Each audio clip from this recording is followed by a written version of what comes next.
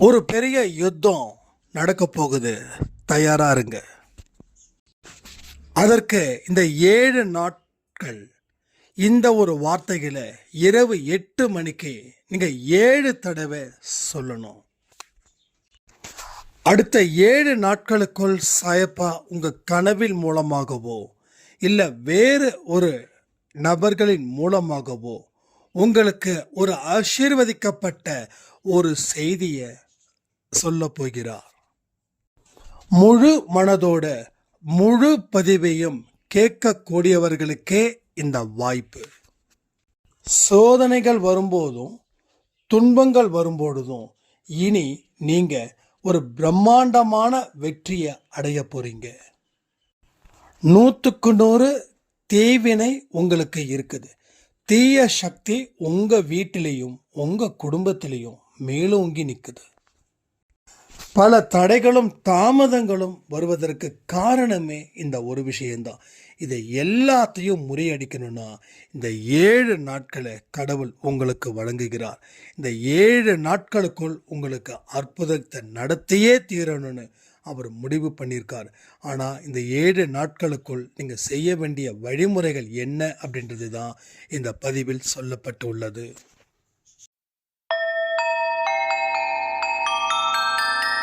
ஓம் சாயிரா சாயிரா, ஓம் சாயிரா சாயிரா, ஓம் சாயிரா சாயிரா, அன்பே சாயிரா, பேரன்பே சாயிரா, அகிலம் தளிக்க ஆத்மா விழிக்க அனுதினம் சாயிரா, எங்கள் அன்பே சாயிரா.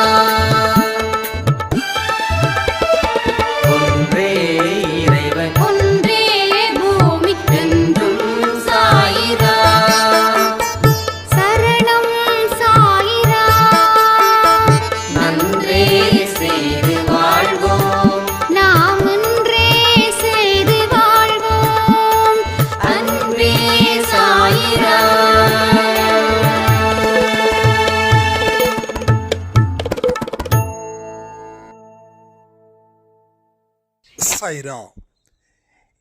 என் உயிரின் உயிரானவர்களே, என்னோட வாழ்க்கையில இருண்டு போன பக்கத்துல இருந்து வெளிச்சத்துக்கு வந்தது போல ஒரு ஃபீல் ஆச்சு. நேற்று இரவு ஒரு பெரிய கனவு. அதுல சாயப்பா வர்றாரு.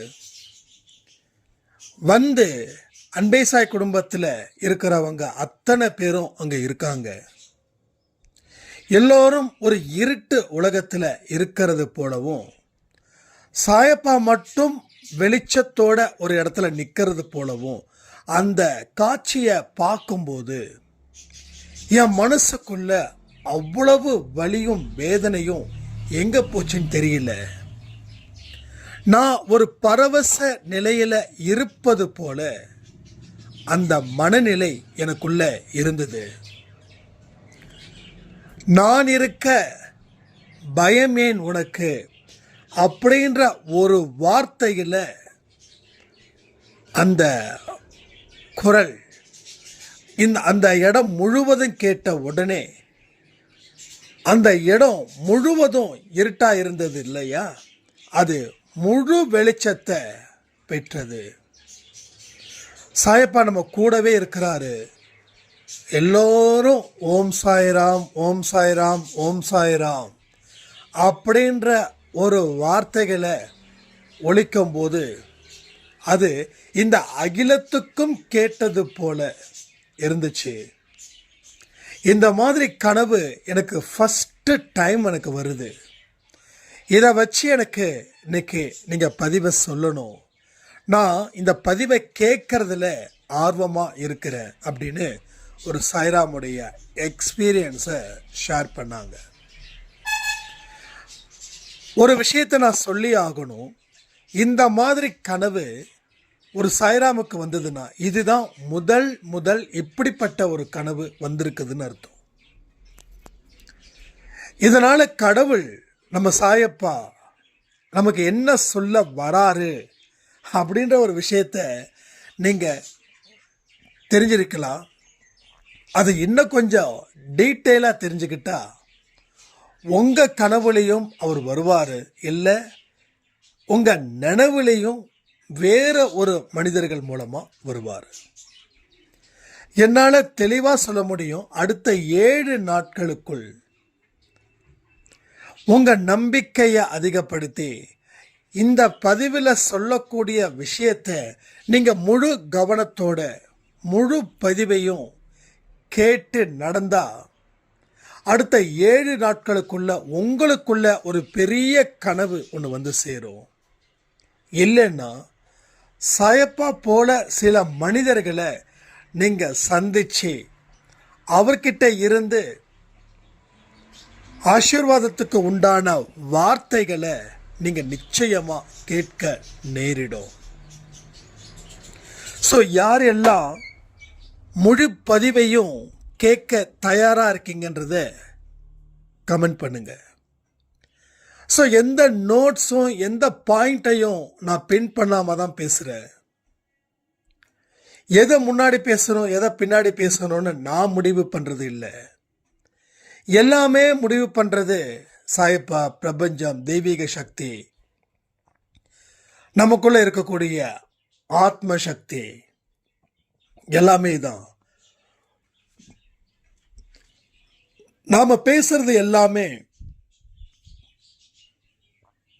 ஒரு சுயம்பா தான் நம்ம பேசுறோமே தவிர எதையுமே ஹிண்ட் எடுத்து பேசக்கூடிய பழக்கங்கள் எதுவுமே இல்லை. அதனால இத பதிவை முழுவதும் முழு கவனத்துடனும் முழு நம்பிக்கையுடனும் இந்த பதிவில் சொல்லக்கூடிய அற்புதங்கள் அடுத்த 7 நாட்களுக்குள் எனக்கு நிச்சயமா சாய்ப்பா நடத்துவார் என்ற நம்பிக்கையின் அடிப்படையில் இந்த பதிவை நீங்க கேட்க ஆரம்பிச்சிட்டீங்கன்னா இதுல என்ன சொல்லப்பட்டு இருக்குதோ அது நிச்சயமா நடக்கும். ஸோ நான் இருக்க பயம் ஏன், இந்த ஒரே ஒரு வார்த்தை போதும் நம்ம கர்மாக்களில் இருந்து வெளிவருவதற்கு. இந்த வார்த்தை அவ்வளவு பெரிய பவர்ஃபுல் வார்த்தை. யார் எல்லாம் சாயப்பா என்னை காப்பாற்றுவார்னு நம்பிக்கையை வச்சு வாழ்க்கைய வாழ்ந்துக்கிட்டு இருக்கீங்களோ அவங்க எல்லோருக்கும் அந்த வார்த்தை பயன்படும். இந்த வார்த்தையால உங்க வாழ்க்கை, உங்க தலையெழுத்து எல்லாமே மாறும். கனவோட முதல் வார்த்தை கணீர்னு ஒழிச்ச வார்த்தை அந்த வார்த்தை தானே. அப்போ அந்த வார்த்தை யாருக்கு சொல்லப்பட்டது? அவங்களுக்கு மட்டுமா? இல்லை, ஒட்டுமொத்த அன்பேசாய் குடும்பத்தில் இருக்கிறவங்களுக்கும், அன்பேசாய் குடும்பத்தில் இல்லாம சாயப்பாவை வணங்குறாங்களே அவங்களுக்கும் தான் சொல்லப்பட்ட வார்த்தை. ஸோ இந்த வார்த்தை எல்லாருக்கும் பொருந்தும். பேசுகிற எனக்கும் கேட்குற உங்களுக்கும். கேட்காம சாயப்பாவை நினைச்சு தினம் தினம் வழிபாடு செஞ்சுக்கிட்டு இருக்காங்களே அந்த நல்ல உள்ளங்களுக்கும் நிச்சயமா இந்த வார்த்தை மிக பெரிய பலன் அளிக்க போகுது அடுத்த 7 நாட்களுக்குள். அடுத்த 7 நாட்களுக்குள். அதனால இதை என்னைக்குமே அலட்சியப்படுத்த வேண்டாம். கடவுள் ஒரு வாய்ப்புகளையும் ஒரு பதிவின் மூலமா கொடுக்கிறாருன்னு ஒரு சாய்ராம் சொன்னது நிச்சயமான உண்மை. ஒன்று தெரியுமா, ஒவ்வொரு பதிவிலையும் எனக்கு தேவையான விஷயங்களையும் கடவுள் என் மூலமாகவே பேச வைக்கிறார். நீங்கள்லாம் நான் பேசுறத நீங்க கேட்குறீங்க. ஆனால் நான் சொல்ல நானே கேட்டுட்டு இருக்கேன். இதுதான் உண்மை. அப்ப நானும் அன்பேசாய் குடும்பத்தில் ஒருவன் தான். அப்போ எல்லா வார்த்தைகளும் இங்க வந்து எங்க இருந்து வருதுன்னா, ஒன்று தெய்வத்தின் வழியா வரும், இல்லை சாத்தானின் வழியா வரும். அதே போலதான் உங்களுக்கும். ஒன்று தெய்வத்தின் வழியா வரும், இல்லை சாத்தானின் வழியா வரும். அப்போ எந்த தெய்வத்தை, எந்த சாத்தானை நாம் அதிகம் நினைக்கிறோமோ அது உள்ள போயிட்டு அதான் வெளியில வருது. அப்போ நம்மளுடைய ஒவ்வொரு விஷயத்தையும் கவனிச்சு உள்ள இறக்கணும். ஏன்னா உள்ள இறக்கிறது தான் வெளியில வருது.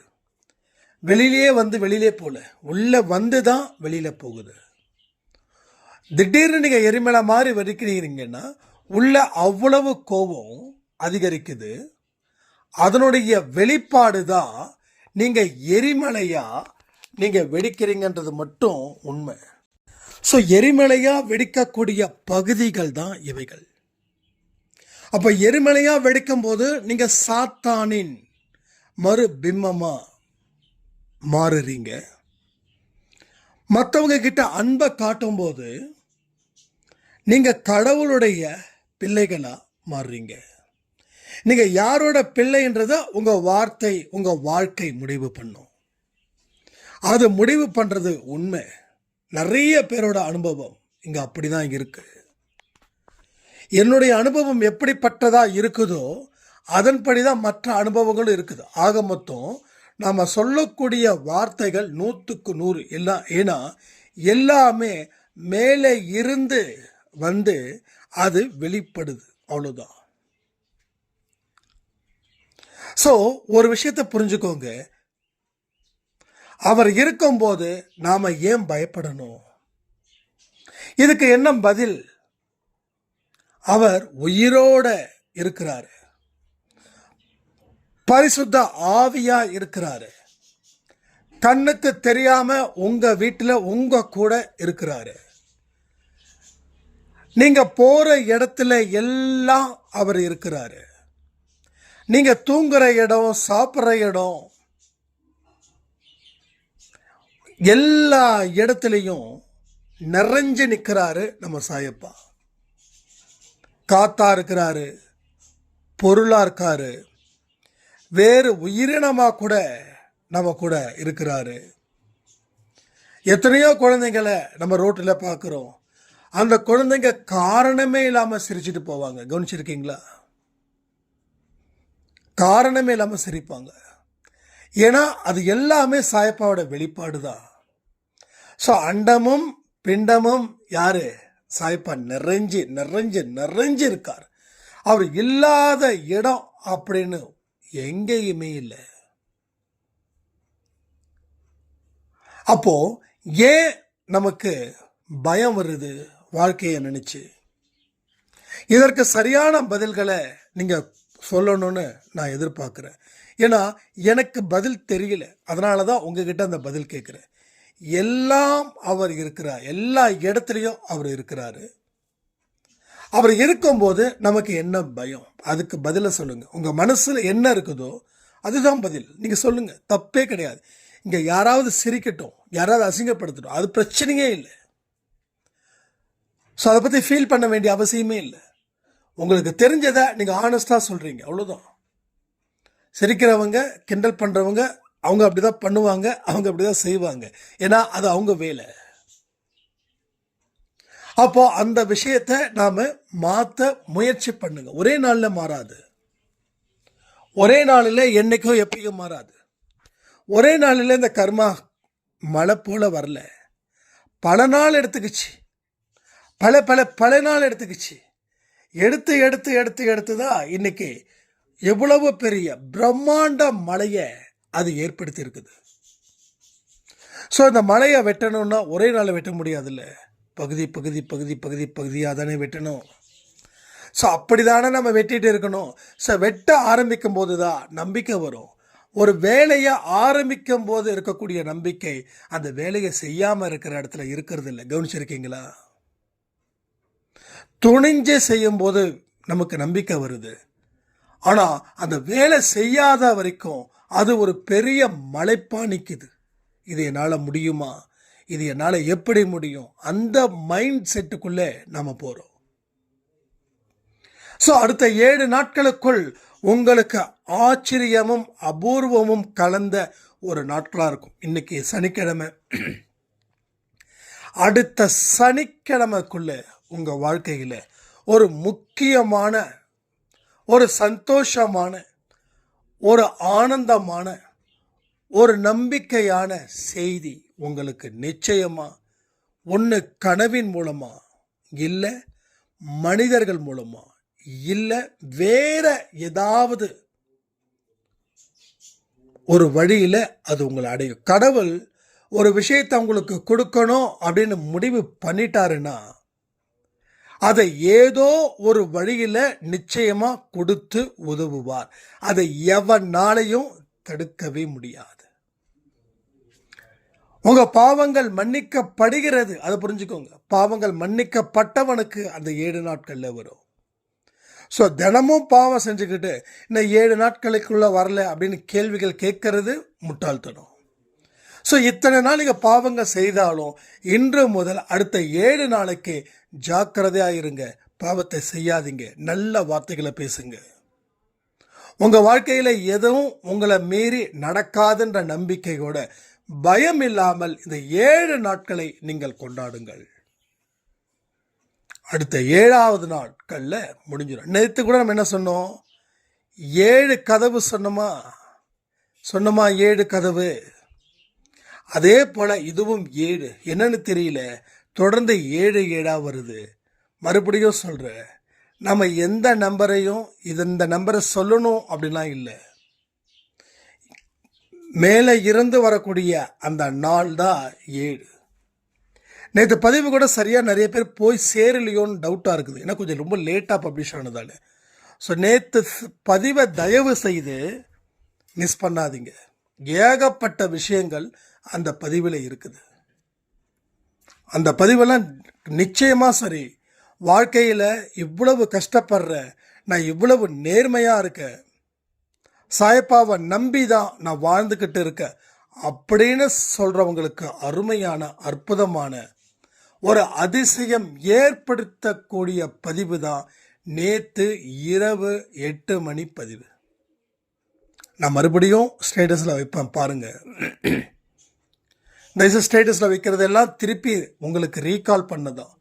பார்க்காதவர்கள் பார்க்கத்தான், வேற ஒன்றுமே இல்லை. இப்பயும் நான் சொல்கிறேன், இந்த அன்பே சாய் குடும்பம் நம்ம குடும்பம்.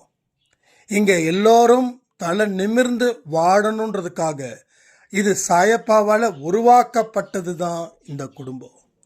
இந்த குடும்பத்தில் இருந்த அத்தனை விஷயங்களும் நல்ல விஷயங்களாக நீங்கள் வெளிப்படுத்தணும்.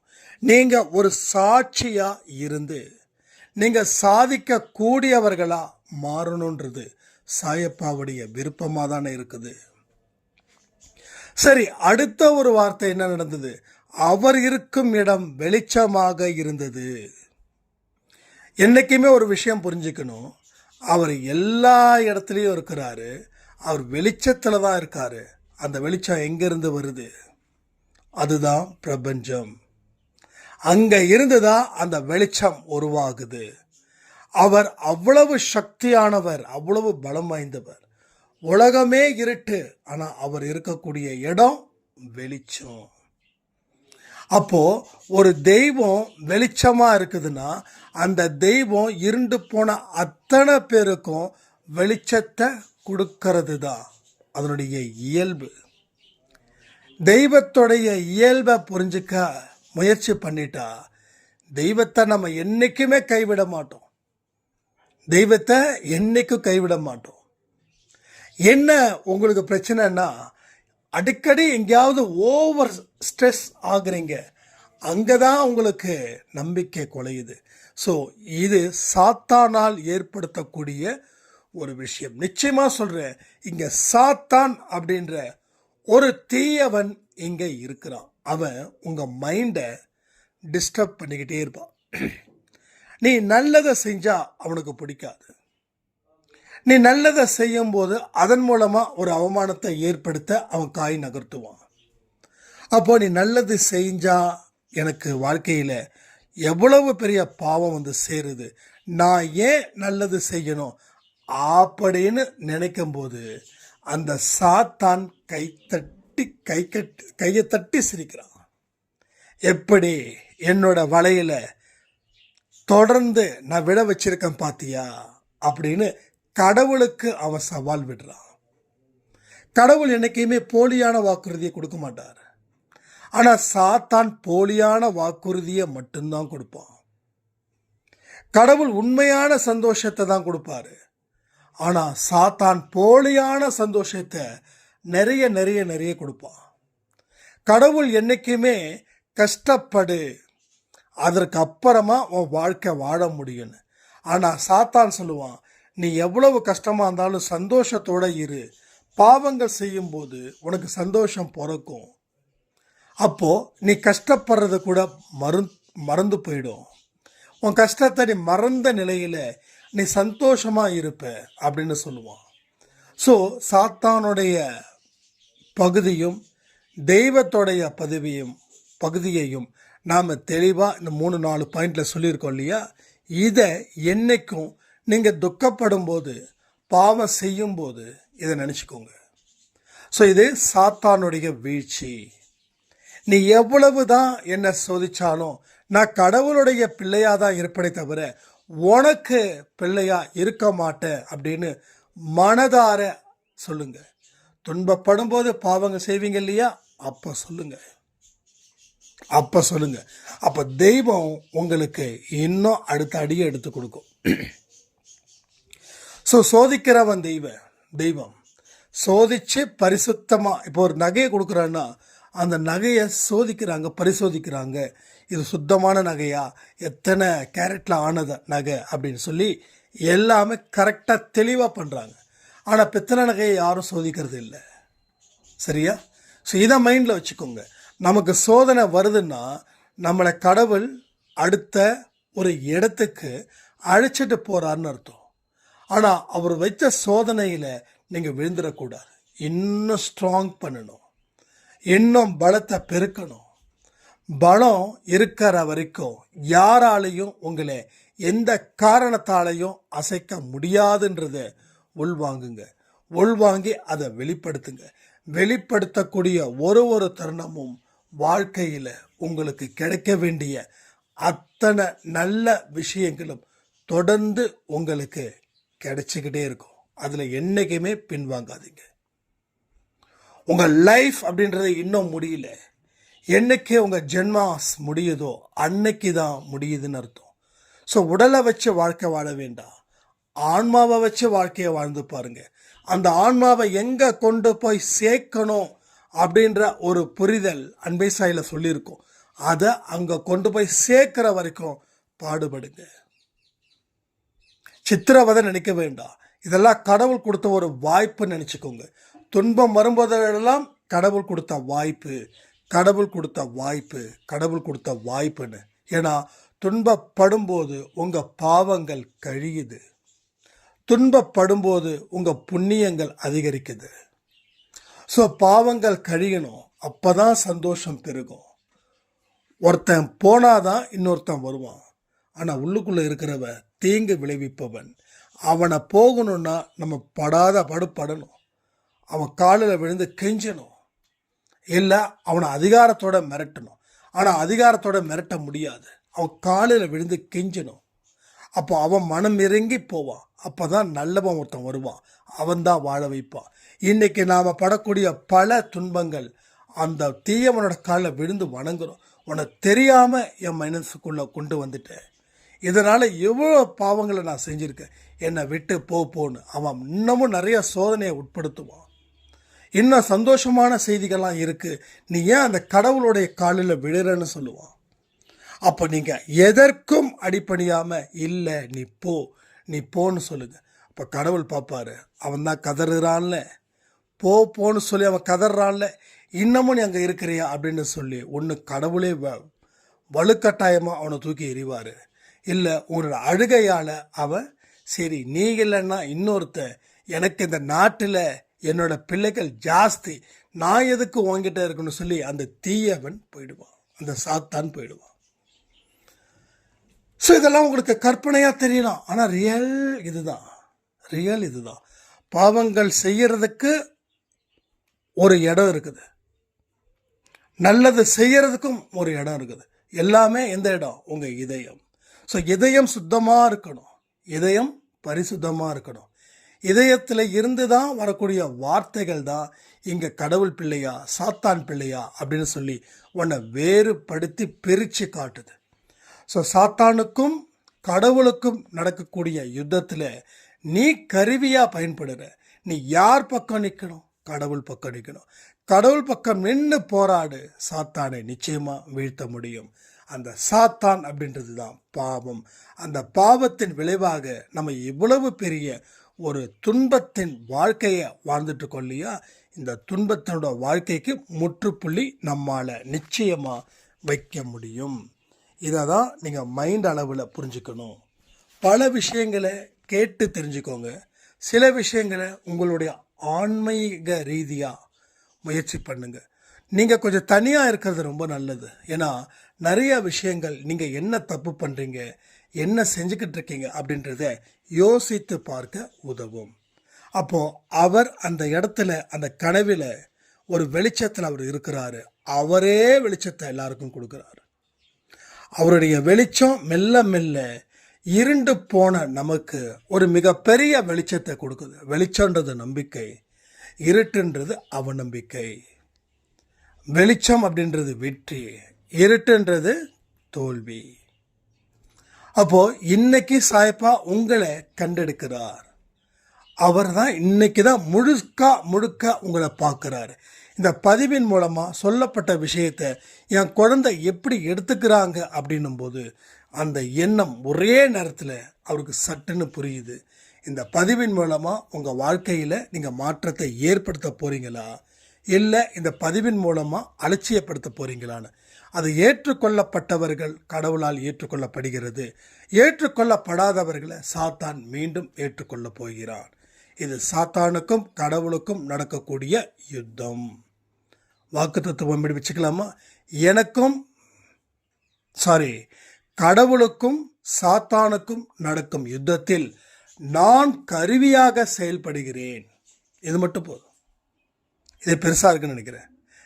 கடவுளுக்கும் சாத்தானுக்கும் ஏற்படும் யுத்தத்தில் நான் கருவியாக செயல்படுகிறேன். அப்போ நீ எந்த திசையில் நிற்கணுன்றது நீ முடிவு பண்ணு. அந்த திசையில் இருக்கிறவன் உனக்கு தலைமை தாங்குவான். நீ கடவுள் பக்கம் நின்னா கடவுள் தலைமை தாங்குவார். சாத்தான் பக்கம் நின்னா சாத்தான் தலைமை தாங்குவான். அப்போ கடவுளுக்கு பகைச்சிக்க வேண்டிய அவசியம் உனக்கு இல்லை. கடவுளை பகைச்சிக்கிட்டா நீயும் பாதிக்கப்படுவ, உன் குடும்பமும் பாதிக்கப்படும். வரக்கூடிய பல ஜென்மத்திலையும் அது தொடர்ந்து நடக்கும். இந்த கஷ்டத்தை நீ ஏற்றுக்க சரி அப்படின்னா நீ சாத்தான் பக்கம் நில்லு. இல்லை போதும், இத்தனை நாள் சாத்தான் பக்கம் நின்று நான் செயல்பட்டு வாழ்ந்த வாழ்க்கை எப்படின்னு நான் தெரிஞ்சுக்கிட்டேன், இனி அங்கே நிற்க மாட்டேன் அப்படின்னு ஒரு உள்ளுணர்வு ஏற்படுச்சுன்னா கடவுள் பக்கம் நில்லு. கடவுள் பக்கம் நிற்கும் போது உனக்கு துன்பங்கள் வரும், சோதனைகள் வரும். அதை தாண்டி நீ வாழு. நீ வாழ்ந்துட்டா வெற்றியை நீ கண்டிப்பாக அனுபவிப்ப. அந்த வெற்றியை பல பேருக்கு நீ சொல்லுவ. இதுதான் இங்கே நடக்குது. இப்படி தான் என்னுடைய வாழ்க்கையில் என் ஆழ் மனசில் கடவுள் இந்த வழிமுறைகளை தான் அவர் ஏற்படுத்தினார். அதனுடைய வெளிப்பாடு தான் இன்னைக்கு நமக்கு இவ்வளவு பெரிய ஒரு குடும்பம் கிடைச்சிருக்குது. புரியுது உங்களுக்கு? ஸோ இந்த பதிவு ஒரு தடவை கேட்டால் போதாது, 2-3 தடவை கேளுங்க. ஏன்னா அடுத்த 8வது நாள் நீங்கள் கடவுளுடைய முழு குழந்தையா சொந்தக்காரராக மாற போகிறீங்க.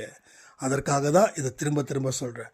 அடுத்தது ஓம் சாய்ராம், ஓம் சாய்ராம், ஓம் சாய்ராம் சொல்லும்போது அகிலமே அதிர்ந்துச்சு அப்படின்னு சொன்னாங்க இல்லையா?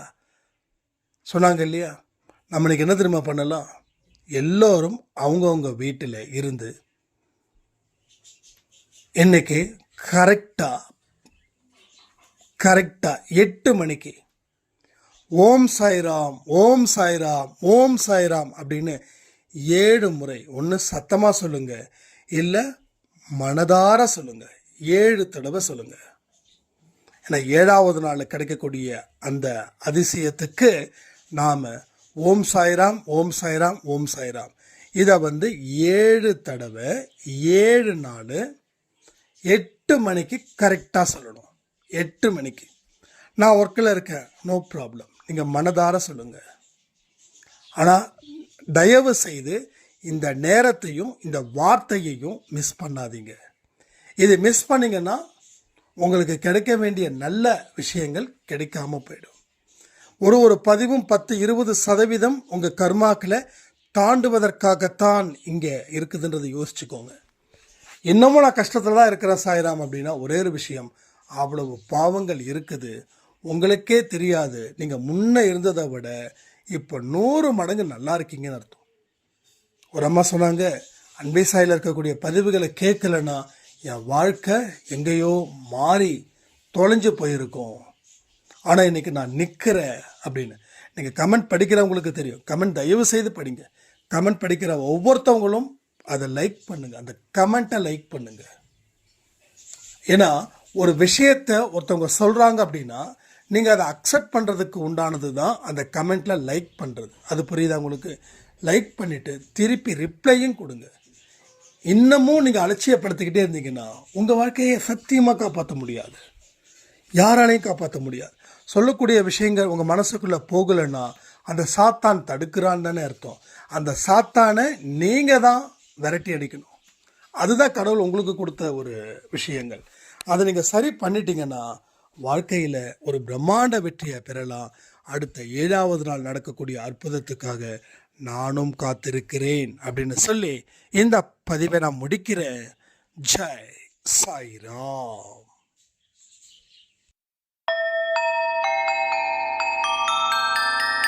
ஓம் சாயிரா.